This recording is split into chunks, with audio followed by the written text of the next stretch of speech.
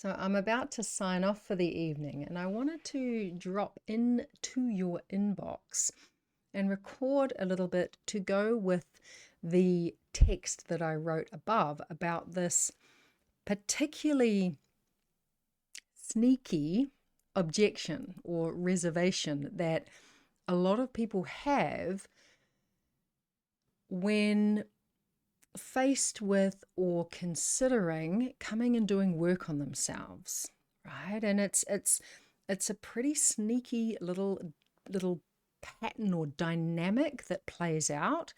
And the line that I wrote at the top of this email is, but things are okay, I don't really need it. Right? And it's such a limiting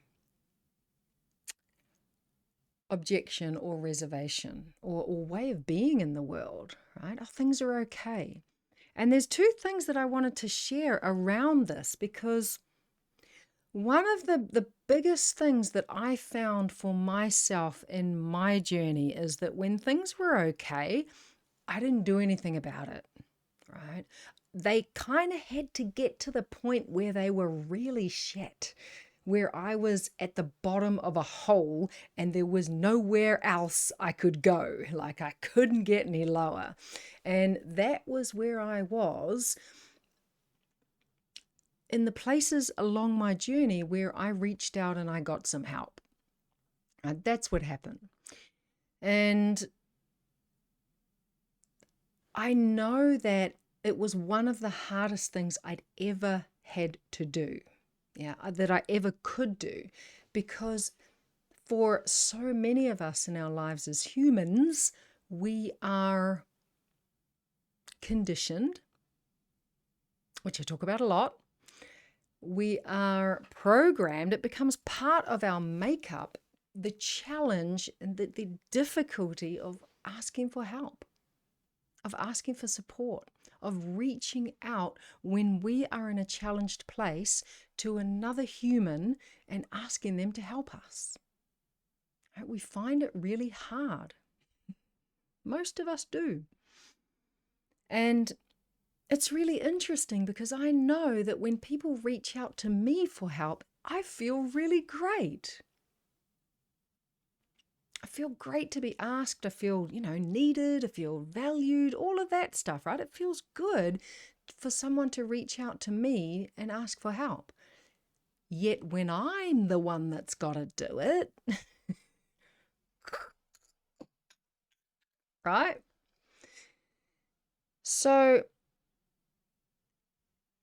it's challenging enough to ask for help when we're in an okay place, right? When things are going all right, when we're sort of smooth sailing, or even when things are great, right? If things are going well and we just need a little bit of help with something, or we need some support with something, or we find something that we can't do, like a skill or just something that we know other people can do, but it's just not part of our skill set, right? Because we can't do everything. Other people have different skills, right? So if it's hard enough then, how hard does it become when you're at the bottom of the hole, where you've got nowhere else to go, right? Where things are just so rubbish. How hard is it then to ask for help?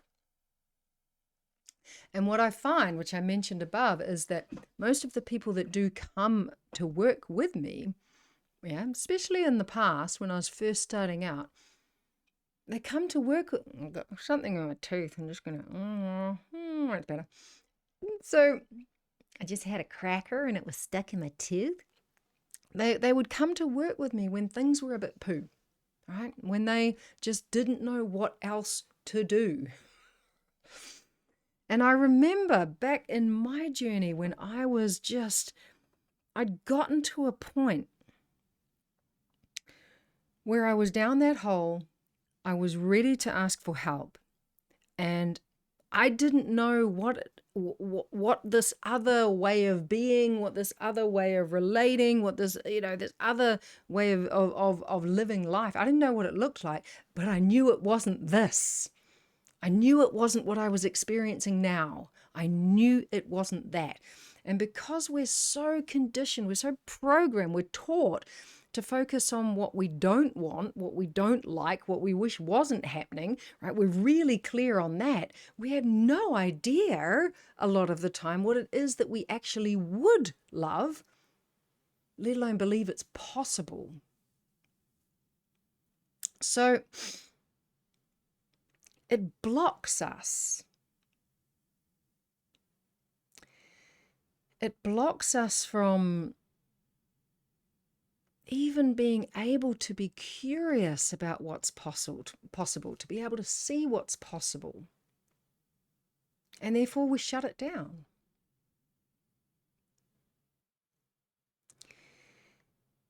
So I knew it wasn't this. I didn't know what it was, but I was able to make that choice because I knew that if I didn't do something, that nothing would change. And that is the choice. And I remember somebody putting a post in front of me. It was a while ago now, but it said something like, if you don't choose, that's making a choice. And but things are okay. I don't really need it, right? It's like accepting, but not in a positive way. It's like a kind of defeatist, well, this is my lot, right? This is all I can hope for. I've just got to get on with this. It's like a survival kind of defeatist acceptance or resignation of, well, this is it. This is what I've got to deal with, and I've just got to, do my best. And what I say to people that come to me with that, and I've said that line myself, right? Things are okay. It's, it's all right. Or it'll get better. It'll get better by itself. And just hope that it will get better without actually doing anything about it, without actually taking any different actions towards it, that hopefulness of things getting better. Because we've got to be willing to take action, right? Because if you don't, they won't.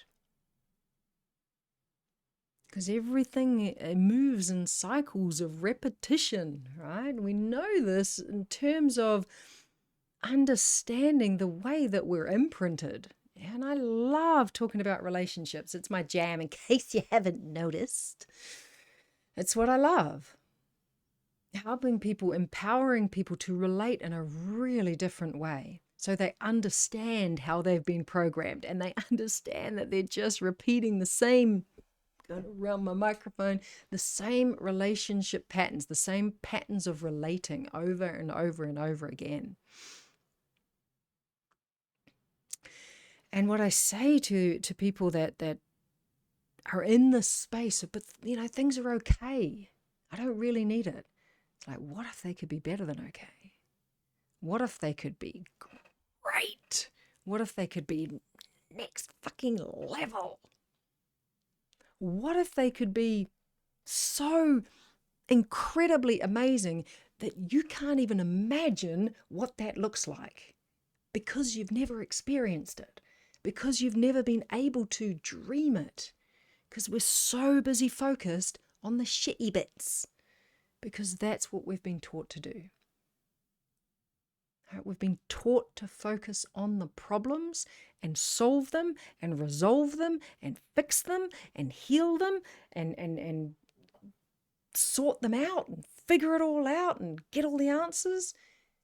And what does that do? It steals all of our focus and all of our attention from the dream, from the vision, from the what's possible. And then we never see it. And if we can't see it, we can't create it.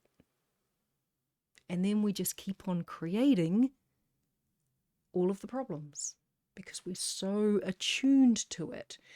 Why doesn't anybody tell us this, right? Because if I had learnt that at school rather than quadratic equations and trigonometry and all of that other stuff that I never use, right? Which my 14-year-old knows because he's like, oh, hey, Mum, can I talk to you about my maths? I'm like, no. No, no, talk to your dad, right? Imagine if we had learnt this stuff, how powerful that would be. Because I want to talk to the people who are done with the mediocrity, who are done with the it's okay, right? It's okay, who are done being stuck in that place and want to create something that they don't even know is possible, that they can't even imagine exists because they haven't been able to allow themselves to do that. Those are the people that I want to talk to. So I just had to pause my recording because somebody rang through.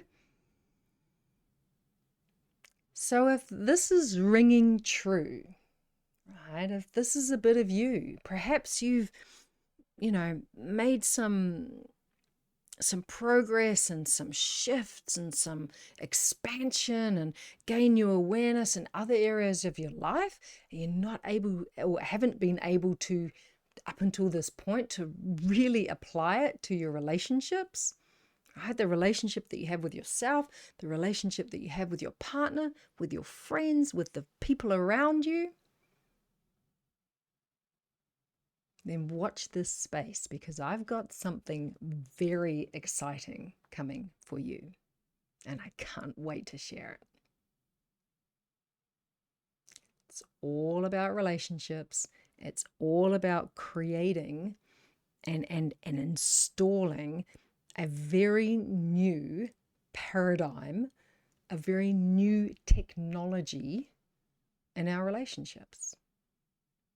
Right? Shining a light on the old one that isn't working, like uninstalling that and reinstalling a brand new relationship technology. One that is appropriate to the current climate. The one we're living in now, not back when our mother was a young woman and our father was a young dude. Not back then, not back when our grandparents were younger, right? Now, because the world has changed. The advances in medicine, in transportation, in computers, technology, right? Everywhere else are huge and mind-blowing. Right? The fact that this is actually pretty close to being more powerful than my whole computer that's sitting on my desk. Right? I mean, it's mind-blowing.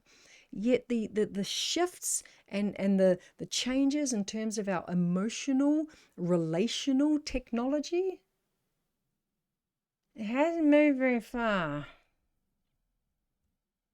And it's time for that to change. So watch this space.